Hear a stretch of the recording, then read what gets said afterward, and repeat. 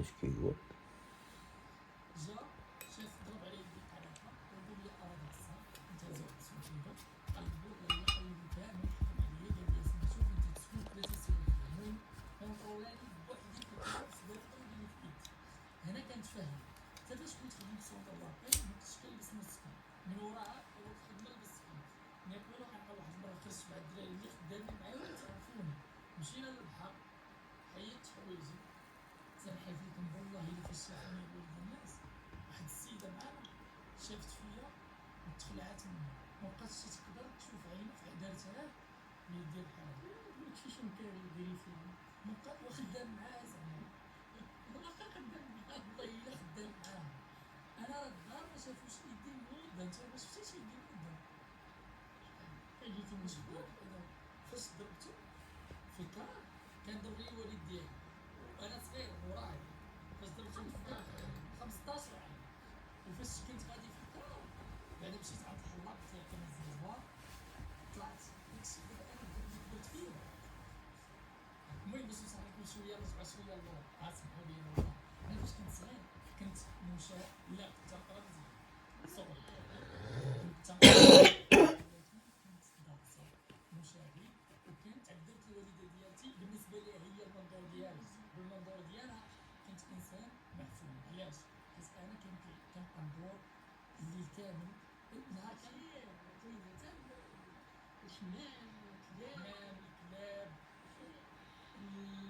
ما كنديرش كلشي كاع الفود فاكرهم والله الا بقى كنحوس والله الا ربيت كلشي ولكن الحمار حتى من الحمار ربيتو كنت تنسقي عليه تنمشي نجيبو الماء المهم كنت انا طفل الطحون الله يهديك الايام الزهراء زوينه والباله ديال التبن تيجيبها وباله ديال التبن الكلاب باب ديال الكلاب الوالده كانت باقي القنيه الحمام الله يسلمك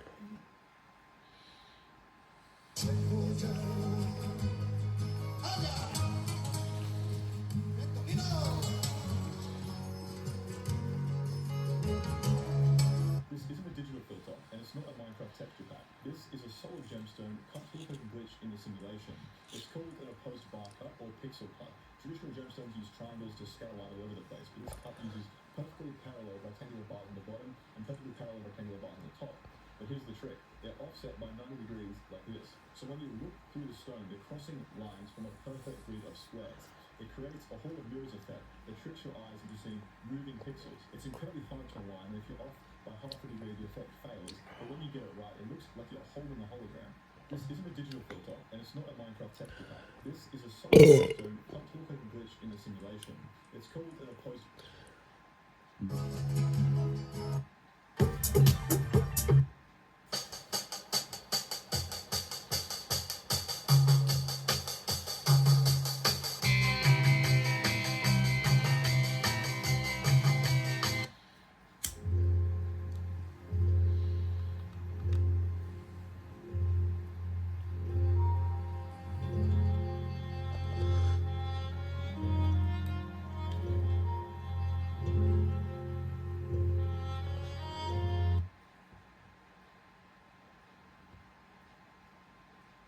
واحد المؤثرة مغربية دايرة إشهار للحبس تخيلوا. السلام عليكم. مؤثرة مغربية دايرة إشهار والكلمة ديالو 10 سنوات سجنا غتمشي فيها فابور هكا. وأنا حاولت نتواصل مع هاد المؤثرة هادي ولكن للأسف الشديد بدون جدوى. حاولت نسجلها في الخاص ولكن ما شفتش الميساج ديالي. السيدة عندها أكثر من 1 مليون متابع. شنو هو الإشهار اللي دايرة؟ حاطة واحد الإشهار وأنا تيليشارجيت الفيديو ولكن ما غاديش نشرو لكم باش ما تعرفوش عليها، مع العلم ان غيكون اغلبكم لان الفيديو كان فيه واقع اكثر من 1 مليون فيو فغتكون اكيد عرفتوه وشفتوه. وكتبت لها تعليق ملي ما جاوبتنيش خليت لها تعليق قلت لها اختي هاد الفيديو هذا صحيح لكن للاسف الشديد ما مسحاتوش. هاد الفيديو هذا شنو كتقول فيه؟ شنو الاشهار اللي داير؟ كتقول لهم اللي عنده باي بال اللي عنده كونت باي بال ياك وما بقاش خدام بيه بحال دابا انا حنان كان عندي كونت باي بال ما بقيتش خدامه بيه كاين واحد السيد غادي يشري من عندكم ياك وخلات رقم الهاتف ديال السيد قالت لهم تواصلوا معاه راه غادي يساعد يشري هذاك الكونت وهو غادي يخدمه. وحتى بالنسبه قالت لي الناس اللي عنده كونت باي بال ياك وباقي في الحساب ديالو كاع خدام بيه، ماشي مشكل يتواصل مع هاد السيد هذا يبقى يخدم به حتى هو، وغادي يعطيو واحد المبلغ مالي. ندبها ولا ندبها ولا شنو ندير؟ هادي واخا تكوني غبية، واخا تكوني قايلك شناهي ساكتة ومسكوتة اختي.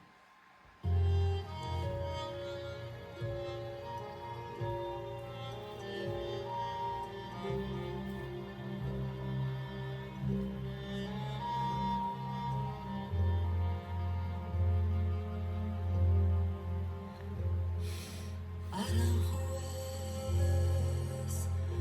è scesa ormai la sera su di te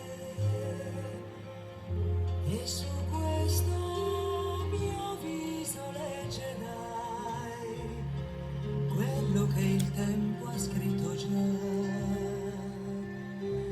in un giorno lontano. Aranjuez, la tua voce lenta canterà al suono del vento e dal tempo che poi tutto porta via questa mia storia che non dico mai, ma resta chiusa nel cuore e sugli occhi traspare, lo so, in un dolce sorriso.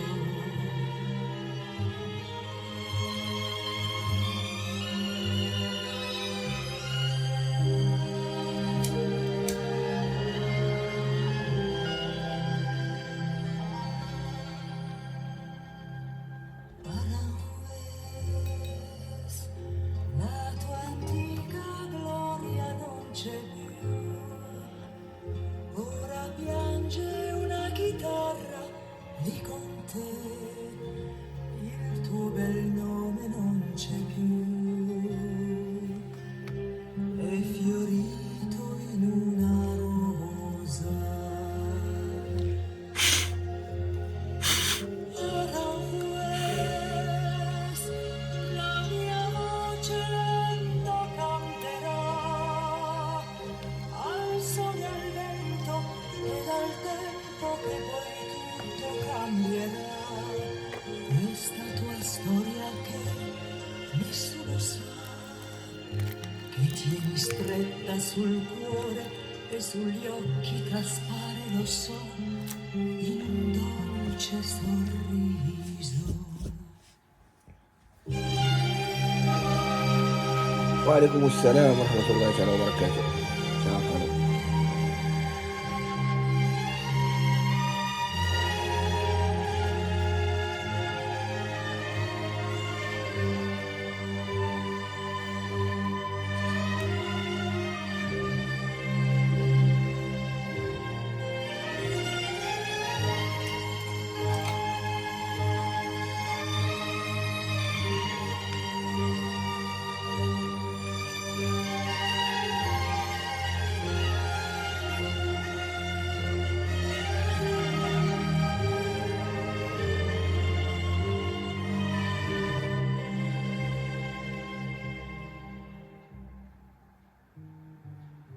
La sera è qui, coi ricordi che ci porterà, vuole dire a noi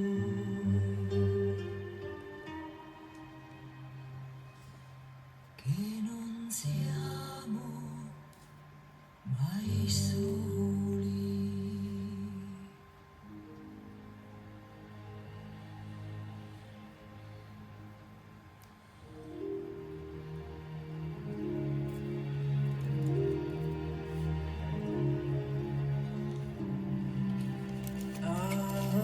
Aranjuez,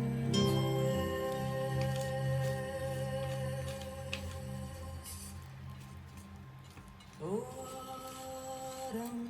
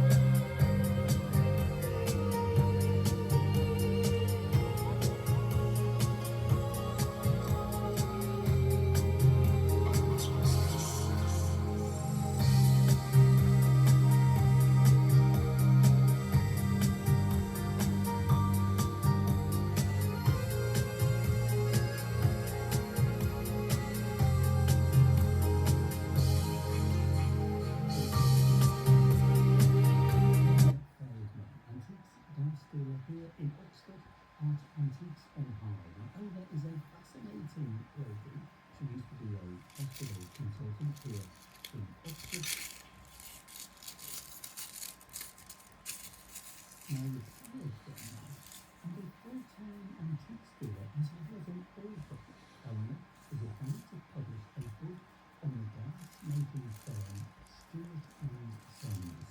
New. Now, Elmer, what a delight to meet you. I've heard so much about you. Yes, I have. That's horribly true. Well, all the things I've heard about you. Okay, well, maybe just as well. Now, apparently you're writing a book. I'm writing a book for a Richard Dennis publication Right. called Stewart and Sons. Oh, the glassmakers. Last work's near Stourbridge, Right. past the Crystal Mile. Okay. They have the Red House Cone, which is a museum, Right. and then the building which was the White House Cone is now where the Stourbridge Glass Museum Now, is. what's the Crystal Mile? Well, that's all the glassworks that were in the Stourbridge area. So it's West Midlands, Yeah. that country really. Yes. And there's a tour of the Crystal Oh, Mile. I see. So look, Canal Side to the north of Stourbridge. Right. They're often referred to as the Stourbridge Glassworks. Okay. It's the nearest town. I've never heard of the Crystal Mile. You've not been there then? No, Because you it's know all what, the I brown haven't. signs. No, I haven't been there. You'd have thought I would have done with filming, but I haven't. Yeah, there used to be a very good museum called the Broadkill Glass Museum. Right. And then that closed, and then they eventually, like April, is it this year or April last year, I can't remember, but very recently have opened the Stourbridge Glass Museum. Right. Like I said, opposite the Red House. Okay. And the Red House glass cone is one of the last surviving glass cones in the country. So Now, it's explain glass what? cone. What So is a glass where the cone? furnaces were, it's like a huge, it's like the pottery chimneys. Right. So it's a huge brick chimney with the Okay. furnaces underneath for melting the glass. Brilliant. Okay. So, has glass always been a great passion of yours? Well, since about the 1990s, I Right. started buying, actually, yes, but I started with actually white glass glass. Okay. Because I was interested in the white glass, the white glass album. Yeah. I was interested in the arts and crafts period. Right. And James Powell and Sons worked with Morris and Co. and Yeah. W.A.S. Benson Right. and made fabulous art glass. Okay. And wine glasses, you know, to architects' designs like Philip Webb. Yes. And Yes. T.G. Jackson, who's responsible for lots of buildings in Oxford, T.G. Mm. Jackson. And so I went to Richard Dennis's shop in Stourbridge, Yeah. and not in Stourbridge, his shop was in Somerset, in Somerset Levels, and I'd pick out the white fries because I had an eye for it. Right. And when I retired from my day job, he asked me would I like to write a book. What was the day job? I was a hospital consultant here. Oh, yeah. Yeah. Right. Okay. Yes. Quite a change. Well, you've got to have a hobby. You do, don't So, you? so, Yeah. so when I retired, I Yeah. set up a little antiques and vintage item business. Brilliant. Not here. I mainly trade from Chiswick in London, Oh, do you? but I live in Oxford Okay. and I needed more cabinet space. Got you. I'm talking, and this is your cabinet. Can we open up the Yeah. cabinet? Let's Oh, have a well, look we need inside. the key. Okay, you get the key. I'll have a scouring while you get the key. So the glass tends to be on the top shelf where the lights and stuff. Right. To show it's sparkling. Oh, yeah. Because that's the whole point of cut glass, is the spark. And was that what drew you to it in the early days? Well- the glinting in the candlelight. And I'm a bit of a romantic, No. You're not? No, Richard Dennis asked me to write a book and suggested Stuart Christie. He said, Okay. read a book on Stuart Christie. Okay, talk to me about Stuart Christie. Okay, well, Talk to me. most of this on the top row is sort of the Art Deco period. Yeah. These cocktail shakers, which are all glass to start with. So that with enamel I'll give you your lines. hand there. I need to do that. Take the hand away. So that shape was their early shape for cocktail glasses from the 1920s. But tell me about the company and Yeah. what it is about the company that you're interested in. Well, And why will the readers be interested in it? well, it is collectible, and I think Richard said that there hadn't been a good book on any of the Stourbridge glassworks, a comprehensive book. So I've covered 120 years of production Oh my from goodness the me. early 1880s until it folded into production. Oh my. It's a comprehensive book. So I've covered.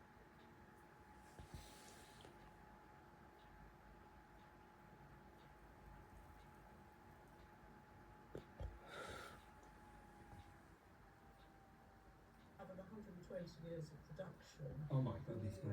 Early 18. So I've covered 120 years of production.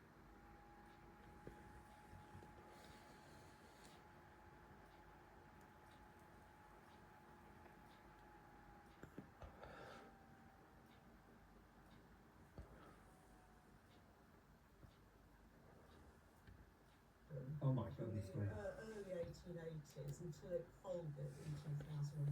Right. How many words in are you? Oh, I don't know, I can't remember the word count. You don't count words? There is a word count, I can't remember it, but I submitted the text last November. Right. We're doing photography now, Okay. and that's quite, photographing glass is quite an art. It's very difficult to get it bang on, isn't it? Well,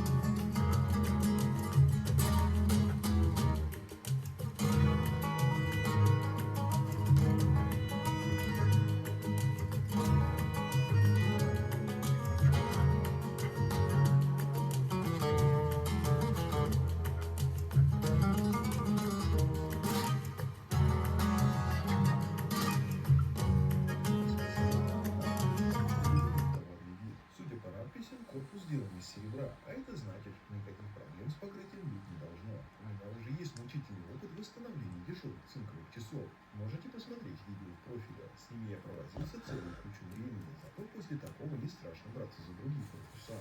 Итак, первым делом я открутил все винтики, снял заднюю крышку и вытащил механизм. Теперь необходимо выяснить, какой толщины золотое покрытие на этом корпусе. Я сделал спектральный анализ самой неповрежденной области, и результат тестирования показал 70% содержания золота. Затем я повернул корпус стертой стороной, и спектр не нашел там золота вообще. Зато подтвердил серебряную пробу. Ну что, дальнейший ход работы мне понятен, главное, чтобы не было сюрпризов. Я отстегиваю кожаный ремешок и вытаскиваю все позолоченные запчасти. А поскольку часовое стекло было намертво приклеено к корпусу, я даже не пытался его вытащить, а просто решил защитить, наклеив небольшой кусочек алюминиевого скотча. Разгладил ногтем передних место соединения с корпусом, аккуратно подрезал скальпелем периметр стекла и оторвал всю лишнее. Далее я приступаю к шлифовке наждачками, чтобы убрать все крупные царапины с выступающих частей. Кстати говоря, на внутренней стороне крышки золочение почему-то стало отслаиваться. Я, конечно, на это не рассчитывал, но мне пришлось с внутренней стороны практически полностью его убрать. Теперь я собираю корпус и завинчиваю болтики для того, чтобы не повредить и не залезать войлочным диском во время полировки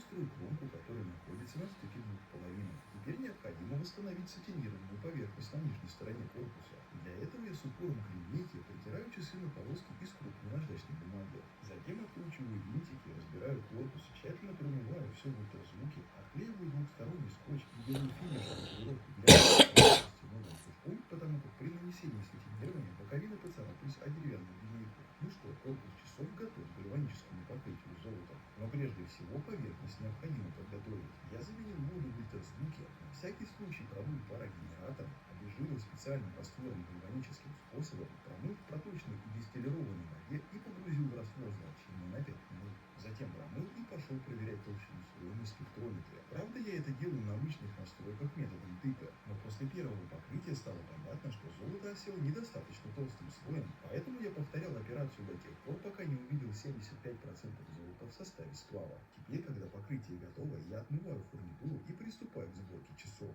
Слегка намочив ватную палочку, аккуратно очищаю циферблат от грязи и мелких пылинок. Аккуратно, стараясь не касаться пальцами, устанавливаю механизм в корпус, накрываю крышкой и завинчиваю все винтики. Вот такой ремонт у меня получился. И кроме отслоения золочения на внутренней стороне задней крышки, никаких проблем больше не было. Вот так в идеале должен и страшно браться за другие корпуса. Итак, первым делом в профиле. С ними я провозился целую кучу времени, зато после такого не страшно браться за других. В одной очень известной фирмы. На дорогущем корпусе стерлась из позолота и на... Мы принесли, чтобы вернуть товарный вид. Судя Swiss made.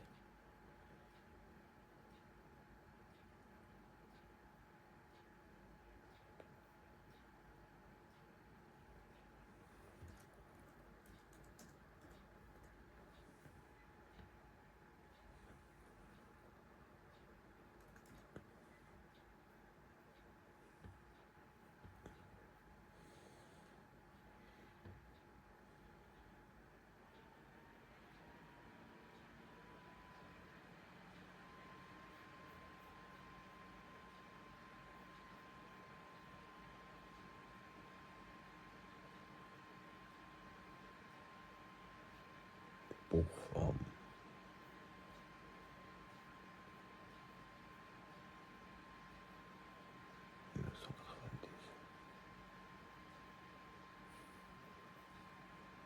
Надписью корпус сделан из серебра, а это значит, что никаких проблем с покрытием быть не должно. У меня уже есть мучительный в одной очень известной фирме. На дорогущем корпусе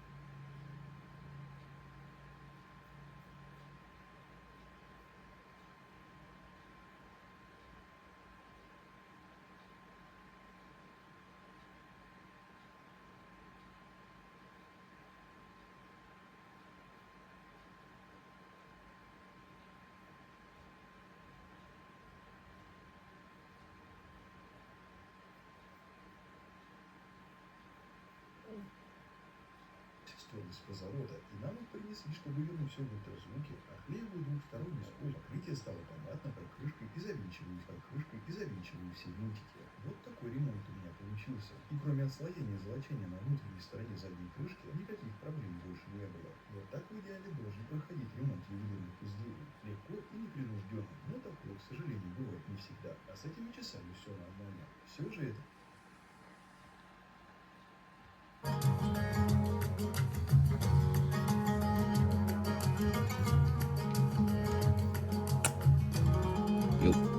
Swiss dall'edici calci.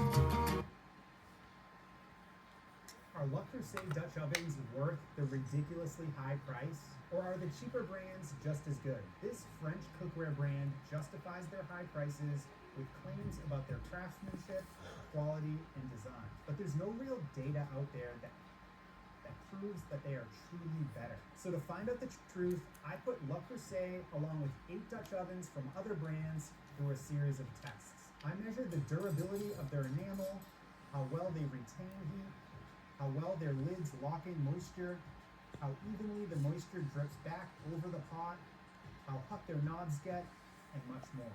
Between these tests and my 8+ years cooking with Le Creuset, I'm going to explain what sets this brand apart and what doesn't. By the end of this review, you'll know if the premium price is worth it or if you're better off saving money with a more affordable Dutch oven. Let's get right into the most important category, performance. I've owned this Le Creuset signature Dutch oven for over 8 years and have cooked dozens of meals in it. Once it's preheated, it heats evenly and maintains a consistent temperature. It also has a light interior that makes it easy to monitor your food. Other brands like Stobe have dark interiors which do a better job hiding discoloration, but you can't see the browning and doneness of your food as easily. Although the performance is great, the same could be said for much cheaper Dutch ovens, especially since they're all made with the same materials, cast iron with an enamel coating. So that is where my testing comes in. I started by looking at heat retention. You want a Dutch oven that holds heat well for searing, low and slow cooking, and for keeping food warm after it's off the heat. To test heat retention, I heated Le Creuset and the other 8 Dutch ovens one by one to 400 degrees Fahrenheit. Then I took them off the heat and measured the surface temperature after 5 minutes. Le Creuset was the 3rd worst performing brand, although I was not surprised by this since it's the thinnest and lightest. More on that in a minute. Besides heat retention, you also want a Dutch oven that has a tight-fitting lid to lock in moisture. This is key when you're simmering sauces or making soups and you don't want them to reduce too quickly. I tested moisture retention by adding exactly 32 ounces of water to each Dutch oven, boiling it for 10 minutes, letting it sit for 30 minutes, and then weighing it again to see how much water evaporated and escaped the lid. In this test, Le Creuset performed about average. It came in 4th place out of 9. Another key feature to consider is how well a Dutch oven's lid distributes condensation back over the food. When you're cooking something like a large pot roast for several, you want the steam that collects on the lid to drip evenly across the entire surface of the meat. This helps prevent the top of your food from drying out. Some brands like Stobe have dimples inside their lids to encourage a self-basting process, but Le Creuset doesn't. To test this, I boiled water in each Dutch oven for 10 minutes, lifted the lids without tilting them, and slipped a small sheet pan with a paper towel right under them. I let the lid rest on a paper towel for 20 seconds. Since Le Creuset has a domed lid with a smooth interior, the evaporated water collected and ran down the sides of the lid rather than evenly dripping back over the food. Stobe did a much better job of evenly redistributing moisture thanks to its flat lid and dimples.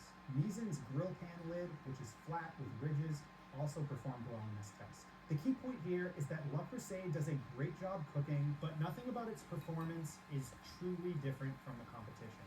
However, it does come with a few design features that other brands don't offer. Let's start with color selection. No brand comes even close to Le Creuset in this category. They offer over 20 different colors, from classic flame orange to deep blues and modern pastels. And they're constantly releasing new seasonal colors and limited editions. Stobe, their closest competitor, offers 15 colors, while most other brands stick to just 4 or 5 basic options. Each piece transitions from dark to light, giving it character that you don't see with solid colors from other brands. This might seem like a small detail, but it's part of what makes Le Creuset instantly recognizable. Beyond looks, Le Creuset has some nice functional design elements. As I mentioned earlier, it's significantly lighter than the other brands. This 5.5-quart Dutch oven weighs 11.4 pounds. The other 2 5.5-quart Dutch ovens I tested weigh 12.6 and 12.8 pounds. It also has extremely wide handles. There's 1.5 inches of space between the handle and the pot, which gives you plenty of room to grip even with oven mitts. Most brands have under 1 inch of space. The lighter weight and larger handles make Le Creuset the easiest Dutch oven to pick up, transfer to the oven, and wash. They've put the same thoughtful design into their lid knobs too. You can choose between plastic and stainless steel knobs. They also offer other finishes like gold, copper, and iridescent. The metal knobs look nice and have a slightly higher oven-safe temperature, but the plastic knob stays cooler when you're cooking on the stove. When I measured knob temperatures after boiling water for 10 minutes, Le Creuset's plastic knob stayed the coolest by far. The metal knob also stayed cool, coming in third place. These knobs are wide and have a thick stem that makes it easy to grip and tilt the lid. It's a much better design than Stove's thin knobs and Great Jones's looped handle. Le Creuset also offers more size options than most brands I tested. Their round Dutch ovens come in 7 different sizes, from 1 quart to over 13 quarts. Most other brands only offer 3 or 4 sizes. They also make oval Dutch ovens in 6 different sizes. Unlike cheaper brands who outsource their manufacturing to China and other countries to reduce labor costs, Le Creuset has been making their Dutch ovens in France in their own factories since 1925. By controlling the entire manufacturing process, they can maintain much higher quality standards. Some of the cheaper brands I tested had some noticeable quality control issues. One arrived in the mail with a chip on the lid, and others had bubbling in the enamel. These defects don't impact cooking, but they make the pot look a lot cheaper. Le Creuset's enamel, on the other hand, is incredibly smooth, with no visible imperfections. There could be exceptions, but the dozen pieces I looked at were all pristine. The more important question is, how durable is the enamel? To test this, I dropped a metal spatula from a foot high onto both the interior and exterior of all 9 Dutch ovens. The Lodge Essential enamel actually chipped, enough that you can feel the texture difference. All the others, including Le Creuset, only had a slight color change in the enamel, but no real damage. Speaking of chipped enamel, this brings me to one of Le Creuset's strongest selling points: their warranty. While their official warranty sounds limiting, only covering defects in materials and workmanship at the time of purchase, the reality is much better. After speaking with their customer service, I confirmed that they cover the enamel for life. So if 10 years from now, under normal circumstances, you see a chip in the enamel, they'll replace the Dutch oven for free. I recently made a video comparing the top Dutch ovens, and I mentioned that Lodge was the only brand that states in its warranty that it covers chipped enamel. After posting that video, dozens of people commented that Le Creuset does the same. And as the customer service rep confirmed, they were right. Since chipped enamel is one of the most common issues with Dutch ovens, knowing you're covered even a decade down the line makes the high price tag easier to justify. One thing to note is that the light-colored interior will get cosmetic scratches over time. These are completely normal and won't affect cooking. The warranty covers chipped enamel. After posting that video, dozens of people commented that Le Creuset does the same. And as the customer service rep confirmed, chipped enamel is one of the most common issues with Dutch ovens. Knowing you're covered even a decade down the line makes the high price tag easier to justify. One thing to note is that the light-colored interior will get cosmetic scratches over time. These are completely normal and won't affect cooking. The warranty only comes into play if the chip is deep enough that you can see the bare cast iron under the enamel, or at least feel a difference in texture. Here's the truth. Le Creuset Dutch ovens are significantly more expensive than brands like Lodge, Tramontina, and others.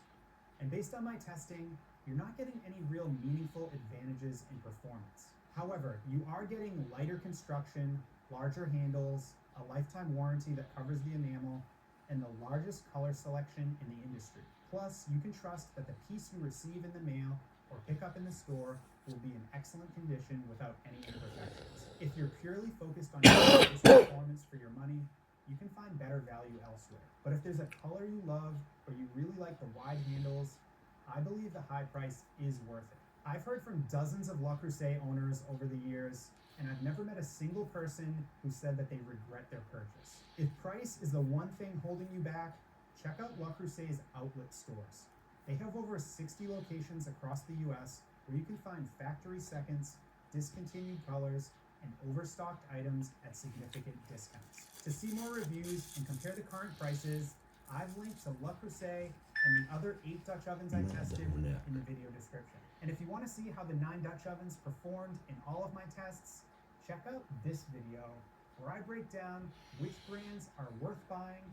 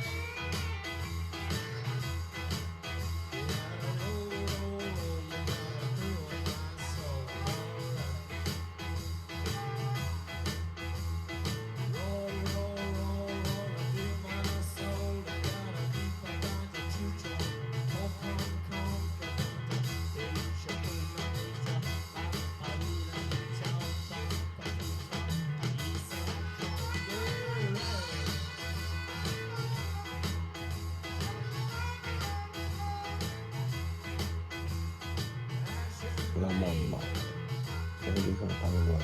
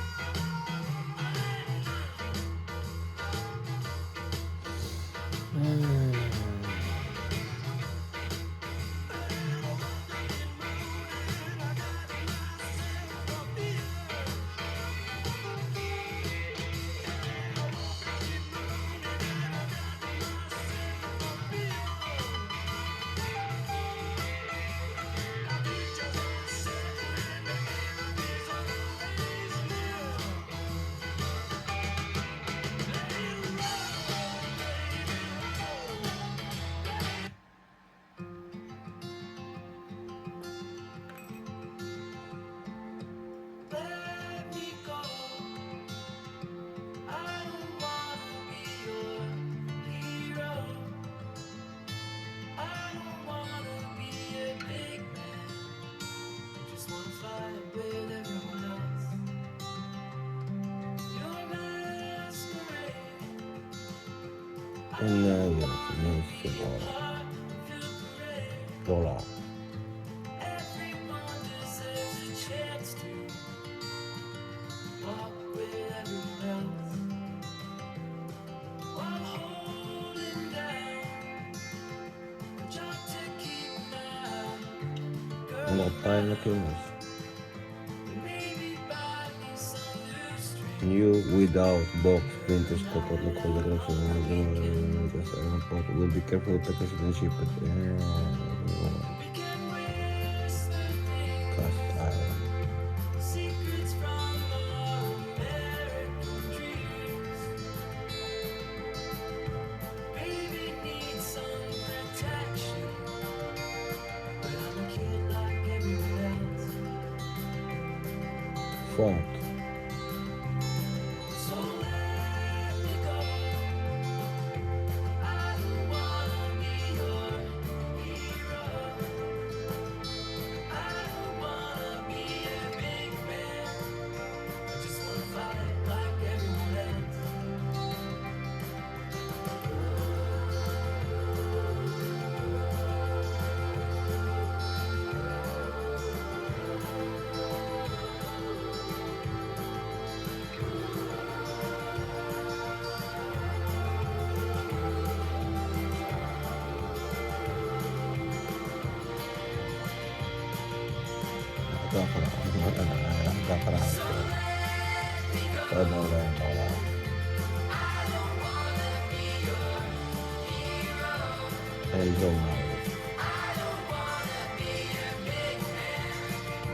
Just wanna fight with everyone else. Your masquerade.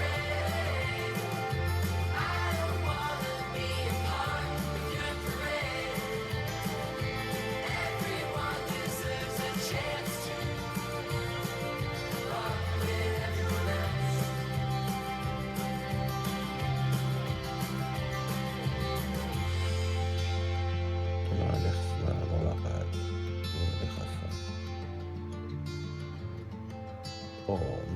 $252.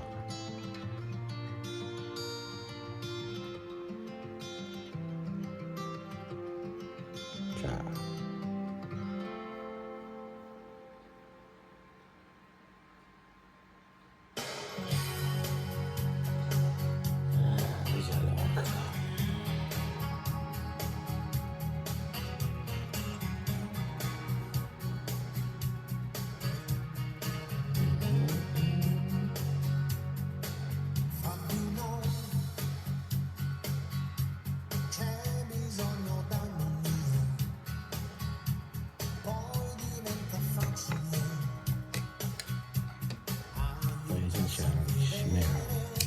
Hôtel Creuset.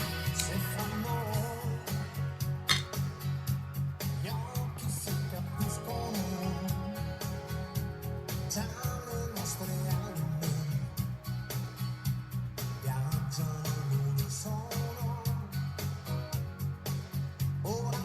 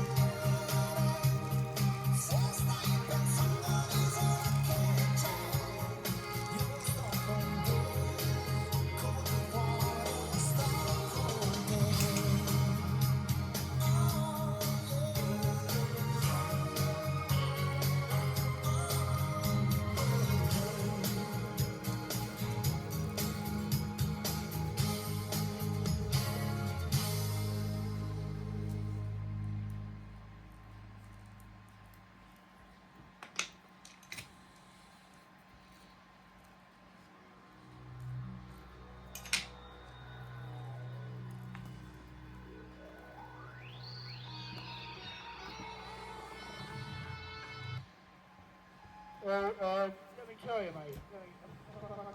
Huh? Let me tell you. Oh.